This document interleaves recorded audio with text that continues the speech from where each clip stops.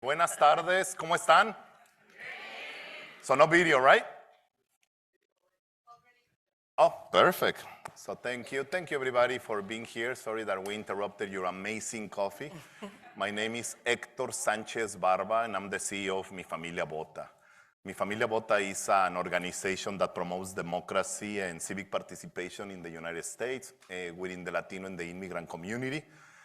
We have 11 states where we work, and we're literally in the front lines of protecting and expanding democracy, especially at a time when we have seen a lot of attacks and challenges towards the democratic process.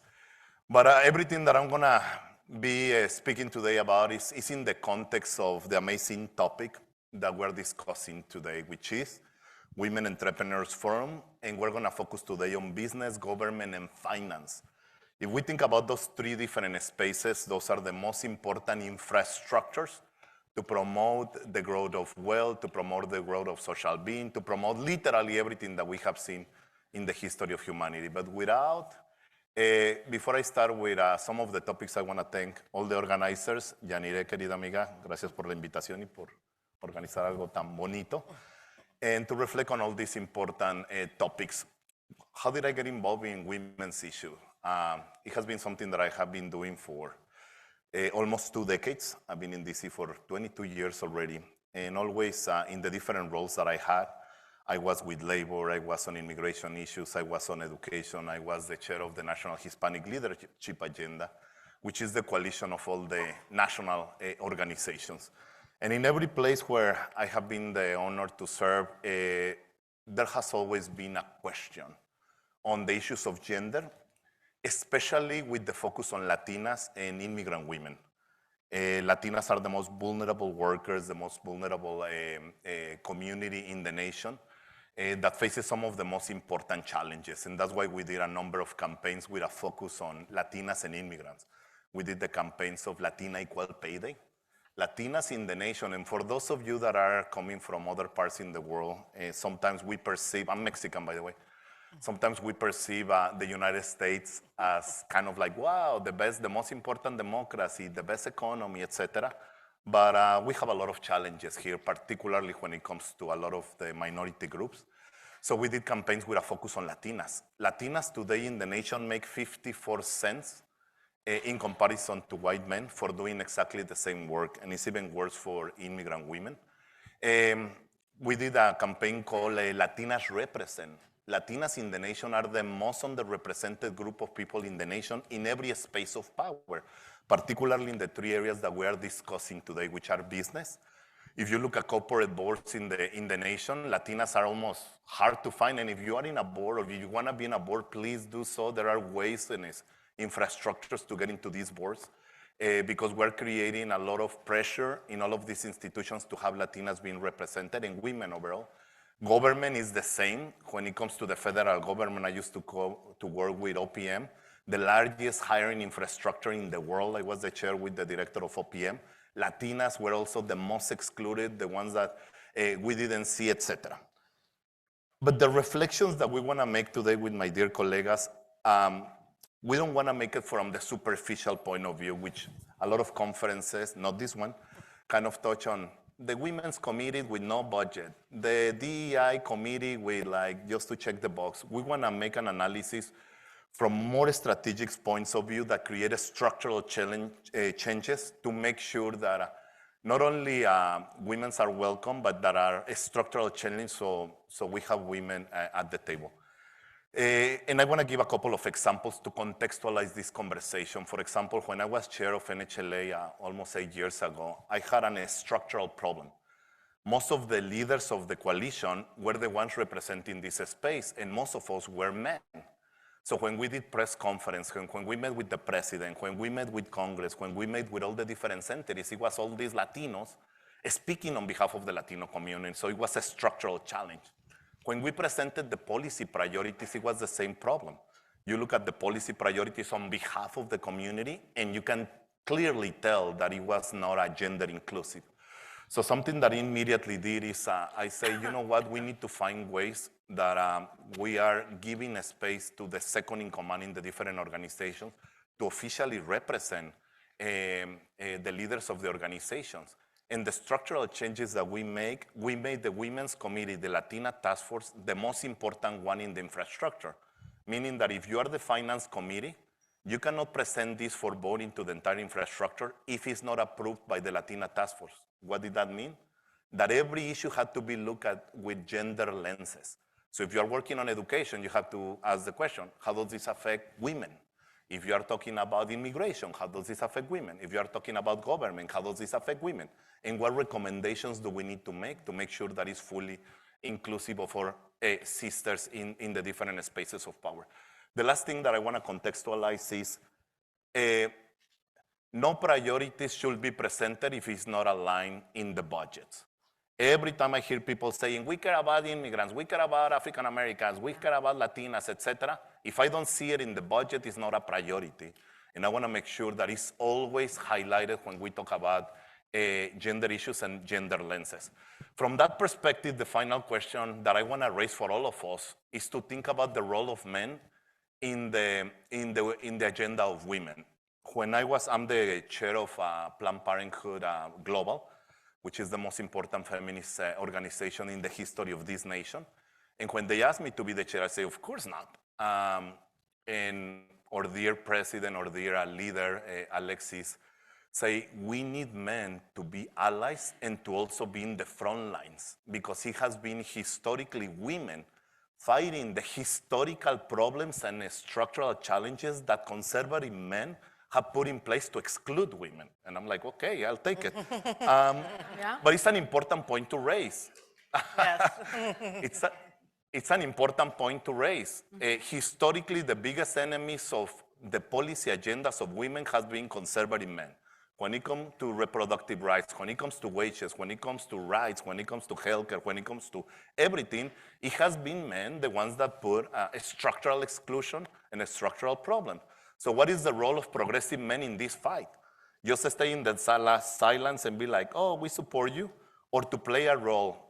Still the majority of the concentration of money, power, etc. is still in the hands of men. So we need to make sure that men are investing in this issue, that are opening a number of board seats for women, that are voting with these priorities in place, etc. That's the context.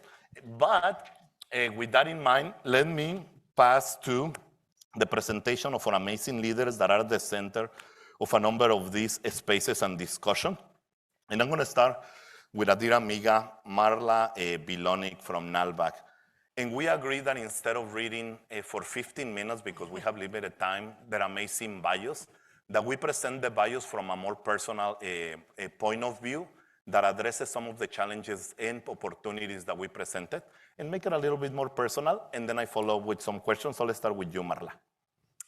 Sure. So Marla Bilonik, I'm the president and CEO of NALCAB, which is the National Association for Latino Community Asset Builders. A very long name, which I inherited. I am not the founder of this organization, so stay tuned for maybe a name change in the future years. We, just to give a little context, are a membership organization of over 200 nonprofits working to advance economic mobility for Latinos in the US. All of our organizations are working in some facet of economic development, whether that's affordable housing development, first-time homebuyer counseling, small business technical assistance, small business lending, consumer lending, and financial capability, and combinations of all of those. We also convene the largest group of community development financial institutions that are Latino-led and Latino-facing in the US.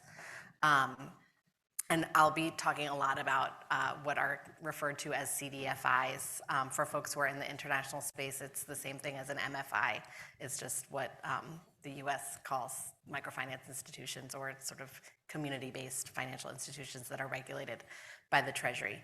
But all this to say, I know this is kind of like the part about our bio, so I'll just say, you know, my career trajectory took a twist when I was in graduate school. So actually my second year of graduate school, when I should have been wrapping up like what my whole studies had been designed for, I ended up taking a class with a woman named Maria Otero, who you guys probably know, who is the founder of Accion, and with someone who would ultimately become my future boss, who is Jim Boomgard of Development Alternatives Incorporated, or DAI. And I heard about and learned about microenterprise development, microfinance, and I absolutely fell in love. And so that's sort of where my career, took place. But the reason why this is interesting to me is because I really believe that economic development is the most important lever for social justice. I think it's an equalizer. It's a real power to have financial agency over your life and your family's life. And so I have worked domestically, internationally, and now nationally here in the US. But I've worked, in Columbia Heights, I've worked in New York City, I've worked in El Salvador, I've worked, all over, but the challenges are very similar throughout, and the power of economic development is similar throughout. So I'll leave it at that. Y eres una querida amiga de Panamá. Sí. For those of us Sí. that are identified. Panameña. Panameña. And with that, Unas paisanas. I want to introduce Dr. Madeleine Wallace, querida amiga peruana.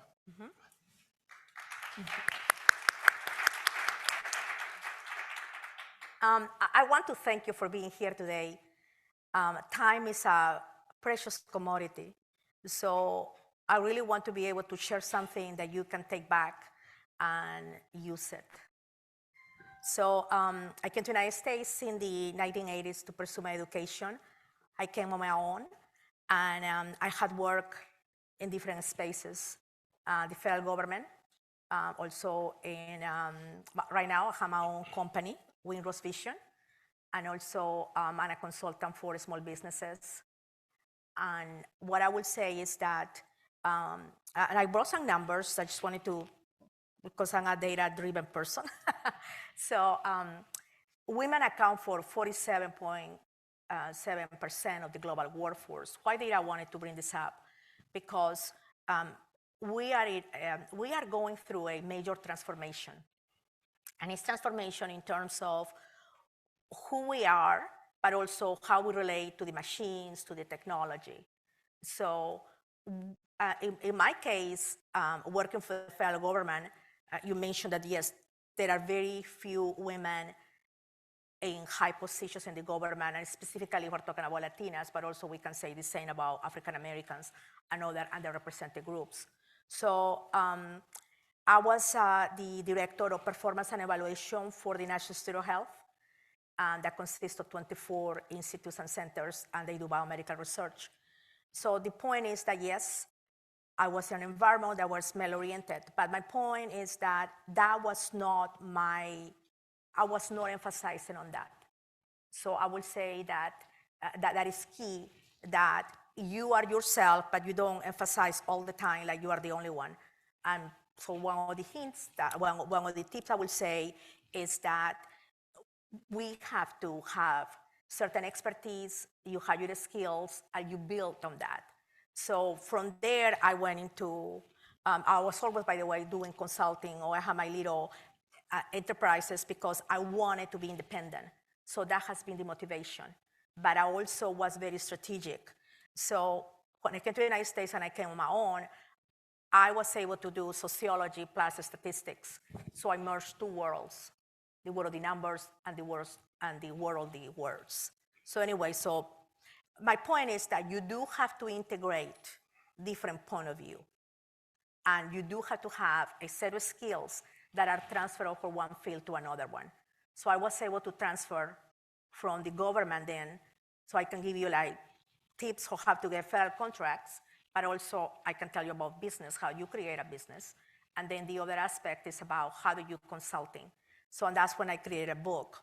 But the key is that you have to be able to transfer your skills and always upscaling and always reskilling. So. Can you share the name of your book, Madeline? Yes, so you have received a little flyer. So I will encourage you to sign up. It's the SIMP framework. It's 4 steps that will tell you how to create a business. So if you already have a business, you can go ahead and use the process. And also, not everybody's at the same stage in the level of transformation. So it will help you to transform not only your business, but also your career. in 4 steps and then it will tell you when you need a consultant and when you don't. So it's a strategy. Thank you. Yeah. Marla, there are 2 elements, obviously the domestic one that you and I focus and the international one, but I think it's important for both sides to understand this question. Could you share some of the effective strategies for women to achieve, sorry, Marla. What are the main U.S. Federal agencies involved in supporting entrepreneurship, and what kind of support do they offer? Obviously, we're working from the domestic point of view, but if there is an international piece, that will be great. Sure. So the U.S., it's interesting, the agencies that are positioned to support entrepreneurs, for the most part, do not have direct contact with entrepreneurs. So I would say the only exception is the Small Business Administration, which has some direct service outlets through universities and through the Service Corps of Retired Executives, which is basically retirees who are in very narrow fields will provide free consulting to people in certain industries. But beyond that, most agencies deliver their services or their money through a middleman or middlewoman. And so just to give an example, Department of Treasury, CDFI fund, which is the fund that funds all of the regulated community development lenders,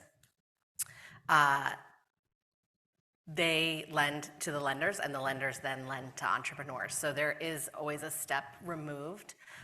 There are other agencies that are involved. So I mentioned Small Business Administration, then kind of a few steps behind that are, sort of geographic or types of government agencies. So like U.S. Department of Agriculture, for example, is supporting rural business activity.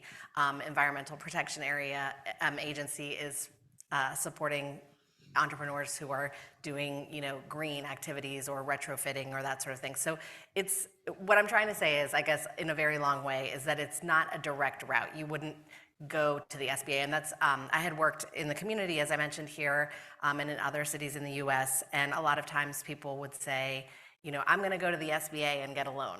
And it doesn't work that way, because if you want to get an SBA guaranteed loan, you will get it through a bank or you will get it through a community organization that is guaranteed by the SBA.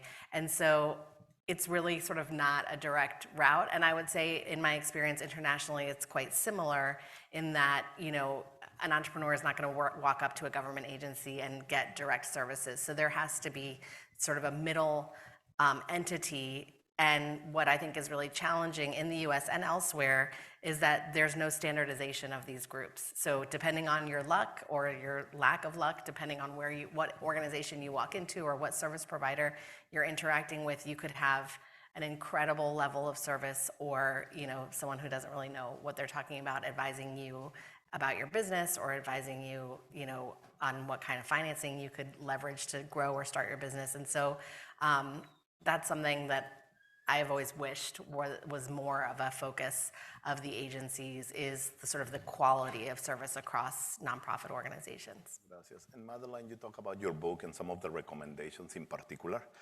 Could you share some effective strategies for women to achieve success in the male-dominated fields that you mentioned at the top? Yes, so we know that there are structures and there are systemic issues that prevent women from advancing. However, what we need to do is, first, we have to understand the system so that we know where to actually do something about it. So I think that we women and men are our allies, our partners. We need to first identify what are the barriers in the system, what parts can we change that is something very fast and something that's going to take many, many, many years. And also there is a lot of duplication of efforts. So my point is that if you are a woman, right, and you want to succeed in today's environment, first of all, you have to define what it means success to you. But if you want to pursue whatever you want to do, I think it's first you need to go ahead and see there are opportunities for what you want. Most of the problems, I think, is that, and my husband tells me that, and he's here, it's like, Madeline, you know what you don't want, but you know what you want. You see what I mean? Sometimes we say, oh, I don't want this, I don't want that. No, you need to go ahead and say, what do I really want, okay? So then once you know what you really want, So then you have to look at the opportunities. So let me tell you this. If there are no opportunities, you know what you do? You go ahead and create the opportunities. I have friends who are, this is. And then, as you were saying, right, the federal agencies, there is funding for different programs, but you cannot just go to the SBA and say, hey, give me that, right? So what it means is like, I really want you to think this through it, like, you have to do your homework, your research. You have to look and see where are the opportunities and where you can go, okay? If it's not there, create something. Like I have a friend, Tatiana, that she's here too today, and she basically has created this organization for women in construction. You see what I mean? So there was not an organization, she created that. So I think that's the point. And then when you want to go into, like in my book, I have the example of one person that is called Mora, and she goes through the different steps, and she tries to strategically transform her organization. And it's hands-on, but sometimes people learn by examples. Like I'm the kind of person that, no, you just tell me the steps, 1, 2, 3, 4, 5. But you know what? It took me a long time to realize that there is not a recipe for success, but there is a recipe for you to continue learning. And that's what I wrote it down because I wanted to show, so you have to re-skill it. You have to always think that way. And the other one that I thought that it will be good is to say that always question, right? You have to question. Life is about question what's going on, and don't just take the data as it is. Like I can tell you about the data, you should be thinking, where is that data coming from and how it's gonna help me? So anyway, so in conclusion, is that you need to identify what you want, but also you need to see where are those opportunities for you. If there are not, you create your opportunities, and you need to do your research. I think people come to me, like for example, oh, I don't have this, I don't have that. Have you looked, blah, blah, blah? No. You see, so the first step is by you taking responsibility for your own and do your research, so then you can talk to everybody else and you can be successful, because every day, if you want to be successful, actually takes 17 days to, 17 to 21 days to learn a new habit. It has been done by research. So what you need to do is just every day you do that. You spend 10 minutes looking for something related to you, and you forget about the rest of the world. I can't believe the time is over. This was really fast. Just in closing, can you share that and we're going to be here, by the way, where can they contact you, follow you, or what is your information? Yes, so if you scan the code in the flyer, and there is a way where you can put your address, and then we'll take you to the website, and in the website, it has my email, and also, since you are here, I'll be glad to donate some books to a raffle. So the book is going to be coming in August, the beginning of the summer. So, and you can contact me, and I'll be glad to talk. I love to talk, as you can tell. Marla, final comment, and where can they reach you? Oh, well, you can just reach me. Probably LinkedIn is the easiest if you just search my name, and I'm frequently on there, so you can reach out to me there. And final thought, just thank you all for having us. I know we're super short on time, so I'll just leave it at that, but great to be here. Thank you. It's very fast, it's short, but thank you, Yanire. Thank you, everybody. These are important questions, business, government, and finance. And for me, Héctor Sánchez Barba, in all of the social media, and we're going to be here to continue this conversation. Muchas gracias. Gracias.